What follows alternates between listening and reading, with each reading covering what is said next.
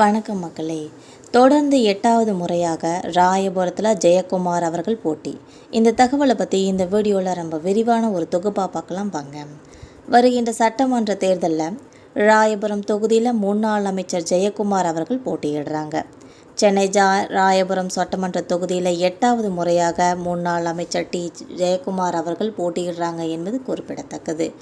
இவங்களோட தந்தை துரைராஜ் அவர்கள் திமுகவில் ஒரு ஆரம்ப காலத்தில் உறுப்பினராக இருந்து 1968 சென்னை மாநகராட்சிக்கு 1வது வார்டு கவுன்சிலராக இருந்திருக்காங்க.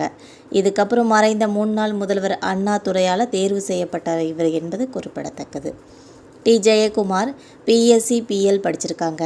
இவங்க அதிமுகவில் கழக தலைமை நிலைய செயலாளர், மாநில மீனவர் பிரிவு செயலாளர், மாநில மாணவர் அணி செயலாளர், மாநில எம்ஜிஆர் மன்ற செயலாளர், மாவட்ட கழக செயலாளர், தொகுதி தலைவர், இளைஞர் அணி துணைத் தலைவர், வழிகாட்டு குழு உறுப்பினர், கழக அமைப்பு செயலாளர், வட சென்னை தெற்கு மாவட்ட கழக செயலாளர்னு சொல்லி பல பதவிகளை வகித்து தன்னோட பணியை ரொம்ப சிறப்பாகவே செஞ்சுருக்காங்கன்னு சொல்லலாம்.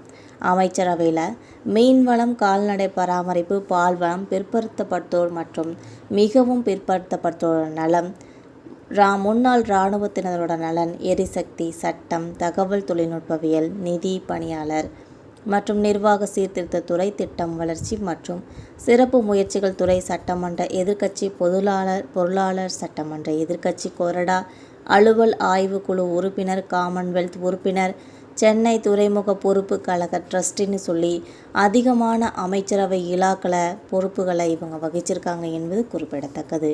1982ஆம் ஆண்டு முன்னாள் முதல்வர் ஜெயலலிதா அவர்களோட அரசியலில் அடியெடுத்து வச்ச அதே ஆண்டில் அவங்கள நேரில் சந்தித்து அவங்களோட பாதையில் நடக்கிறது தன்னோட அரசியல் நிலைப்பாடுன்னு சொல்லி ஒரு உறுதியை எடுத்துக்கிட்டு அதை இன்னைக்கு வரையும் கடைப்பிடிச்சு வந்துட்டுருக்காங்க என்பது குறிப்பிடத்தக்கது.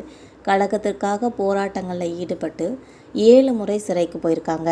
1991ஆம் ஆண்டு ஜெயலலிதா அவர்களால் ராயபுரம் சட்டமன்ற தொகுதி வேட்பாளராக களமிறக்கப்பட்டு தன்னோட முதல் முறையிலே அபார வெற்றியும் பெற்று தன்னோட சின்ன வயசுலேயே மீன்வளம் மற்றும் பல்வேறு துறைகளை கையாளுற அளவுக்கு ஜெயலலிதா அவர்களோட நம்பிக்கையும் வாங்கியிருக்காங்க. மின்சாரம், சட்டம், தகவல் தொழில்நுட்பம் இந்த மாதிரி துறைகளில் அமைச்சர்களை திறம்படம் செயலாற்றினால தமிழ்நாட்டில் தகவல் தொழில்நுட்ப வளர்ச்சியில் இந்தியாவிலேயே முதல் மாநிலமாக செஞ்ச பெருமைக்கு சொந்தக்காரரும் இவர்தானே சொல்லலாம். ஜெயக்குமாரோட உழைப்பு, சட்டமன்ற அனுபவம், மக்கள்கிட்ட இருக்கிற நெருக்கம் இதெல்லாம் பார்த்த ஜெயலலிதா அவர்கள் சட்டப்பேரவை தலைவராக அவங்கள நியமனம் செஞ்சாங்க.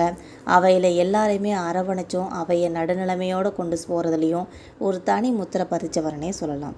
2016ஆம் ஆண்டு ராயபுரம் தொகுதியில் இருந்த 5வது முறையாக பெருவாரியான வாக்கு வித்தியாசத்தில் தேர்வு செய்யப்பட்டு மீன்வளம் அரசு பணியாளர் நல, நிதி மற்றும் நிதி வளர்ச்சி துறைகளை கையாண்டிருக்காங்க என்பது குறிப்பிடத்தக்கது.